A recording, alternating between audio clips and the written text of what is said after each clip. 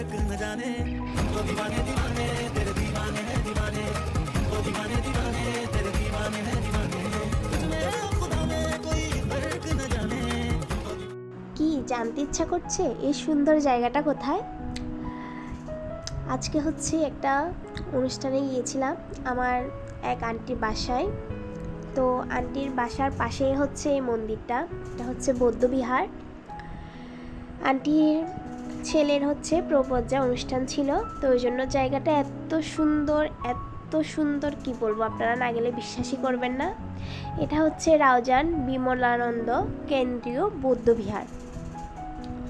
মন্দিরের আশেপাশের জায়গাটা এত সুন্দর কি বলবো, ভিতরে অনেক সুন্দর, অনেকগুলো বুদ্ধ মূর্তি রয়েছে, বুদ্ধকে পুজো দেওয়া হয়েছে।